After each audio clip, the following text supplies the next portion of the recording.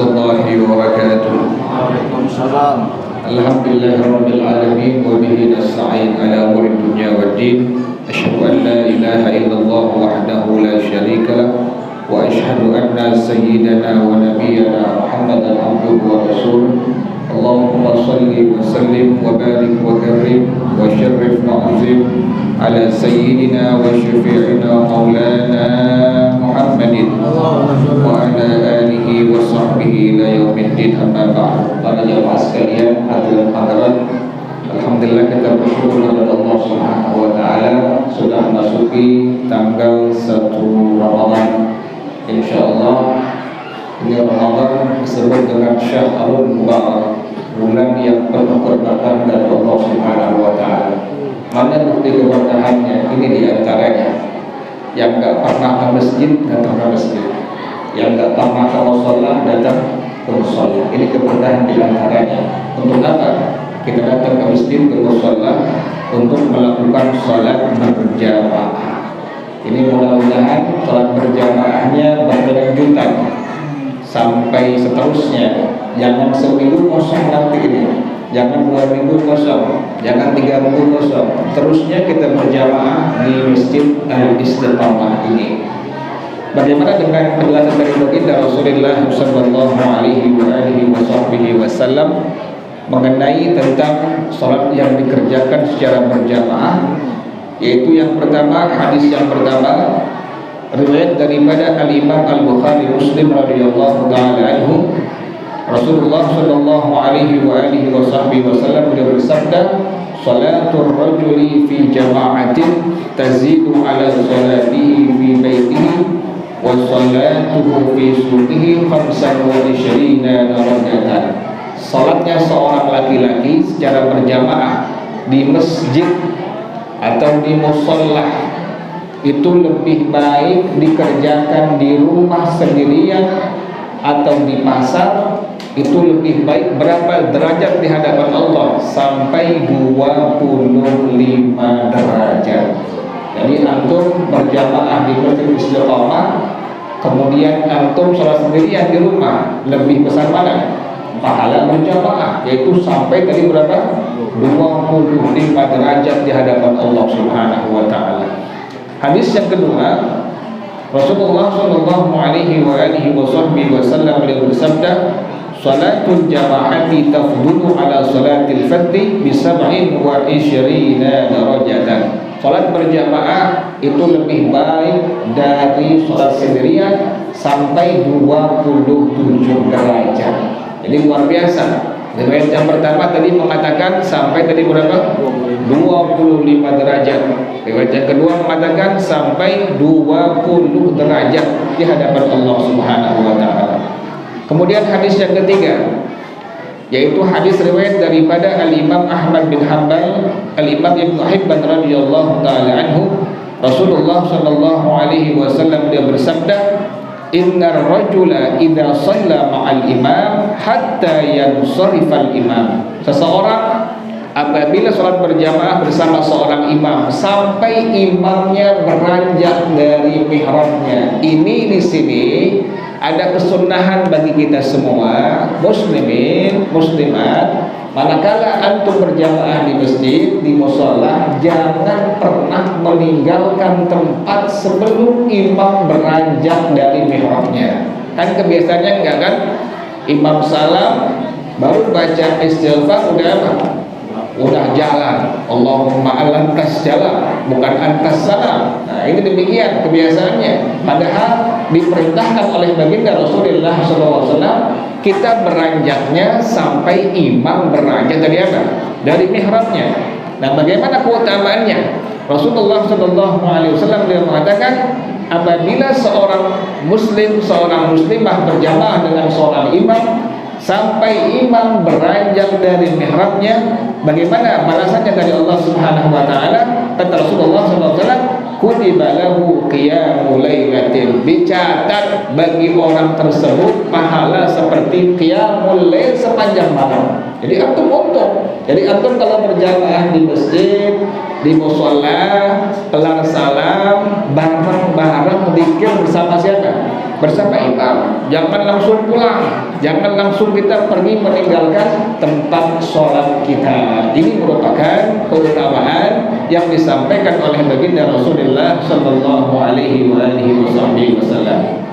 Kemudian yang keempat para jamaah sekalian, Rasulullah Sallallahu Alaihi Wasallam mengatakan, apabila seorang muslim, seorang muslimah berwudu dengan sunnah-sunnahnya, dengan rukun-rukunnya, disempurnakan semuanya, basuhannya 3 kali, istinsyarnya, menyapu telinganya betul, artinya yang rukun dikerjakan, yang sunnah dikerjakan. Kemudian dia masuk masjid, dia tunggu sholat berjamaah dikerjakan. Bagaimana balasannya dari Allah Subhanahu wa taala? Maka Rasulullah SAW beliau bersabda, wa tusallil malaikatu alaihi ma dama fi majlisihi alladhi shalla fihi yaquluna Allahumma ighfir lahu, Allahumma arhamhu, Allahumma tub alaihi. Malaikat doain orang yang ada di tempat sholatnya, dia nggak kemana-mana, duduk bersimpuh, selama dia tidak mengganggu saudara yang lain. Antum kalau udah penuh saf, jangan apa? Jangan maksakan untuk apa? Untuk ke dalam. Padahal kalau antum ke dalam nanti mengganggu orang yang sudah ada tempatnya. Ini tidak diperbolehkan. Dan selama antum tidak berbicara, masuk masjid, masuk musholla, haram untuk berbicara pada masalah urusan-urusan duniawi. Jangan ngobrol. Masuk masjid, masuk musholla, jangan ngobrol. Kalau pengen ngobrol, jangan masjid. Di mana? Di rumah, di luar. Di masjid tempat untuk ibadah kepada Allah Subhanahu wa taala, untuk takwa kepada Allah Subhanahu wa taala. Jadi selama tidak mengganggu orang lain, selama tidak bicara, malaikat mendoakan orang yang diam di tempat sholatnya, tempat duduknya, dia bersimpuh. Bagaimana doa malaikat kepada orang tersebut? Kata Rasulullah SAW, doa malaikat yang pertama, Allahumma ighfir lahu, ya Allah ampuni dia ya Allah. Yang kedua, Allahumma arhamhu, ya Allah rahmati dia ya Allah. Yang ketiga, Allahumma tub alaihi, ya Allah terima taubatnya ya Allah. Jadi selama antum tidak ngobrol, ibu-ibu jangan ngobrol di masjid. Selamat antum tidak ngobrol di masjid, di musholla, diam, duduk bersimpuh, berzikir, ucapkan tasbih, istighfar atau selawat untuk baginda Rasulullah SAW. Maka tadi malaikat mendoakan antum dengan kalimat tadi yang pertama, Allahumma ighfir lahu. Yang kedua, Allahumma arhamhu. Yang ketiga, Allahumma tub alaihi. Kemudian para jamaah sekalian, hadis yang berikutnya Rasulullah SAW beliau bersabda, ini keuntungan orang yang datang ke masjid untuk melakukan sholat berjamaah, mau subuh, mau zuhur, mau asar, mau maghrib, mau isya. Bagaimana balasannya? Yang disampaikan oleh baginda Rasulullah SAW, beliau bersabda, man masya ila salatin maktubatin fil jamaati, orang yang berjalan ke masjid, ke musholla untuk melakukan sholat secara berjamaah, dari rumahnya udah siap-siap, udah wudu, udah bersih-bersih, udah pakai minyak wangi, sunnah. Antum juga kalau ke masjid, ke musholla, jangan pakai baju yang bergambar, makruh. Jangan ada bacaannya baygon jaminan mutu, jangan, apalagi angker bir, jangan. Pakai sunnahnya baju muslim. Pengen warna apaan silahkan boleh, tapi yang afdalnya warna putih atau warna hijau. Sunnah demikian. Jadi antum silahkan pakai baju muslim apapun warnanya, tapi ngambil afdal warnanya adalah warna hijau atau warna apa?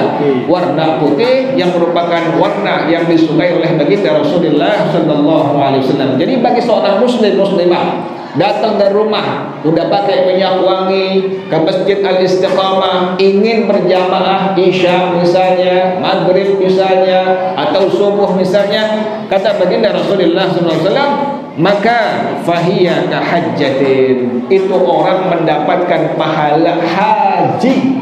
Orang yang datang ke masjid, antum dari rumah ini emang udah siap-siap, emang udah wudu, pakai minyak wangi, datang ke Istiqamah, berjamaah isya, berjamaah tarawih, maka antum mendapatkan pahala tadi apa? Seperti pahala apa?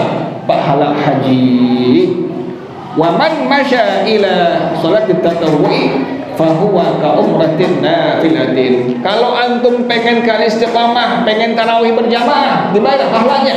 Maka pahalanya sama seperti umrah yang sunnah. Jadi besar keutamaan antum berjalan dari rumah ke masjid, ke mushola untuk melakukan salat secara berjamaah. Kemudian para jamaah sekalian, pada hadis yang lain baginda Rasulullah Shallallahu Alaihi Wasallam beliau bersabda, ini tentang berjamaah shofnya ini, bagaimana kesunahannya.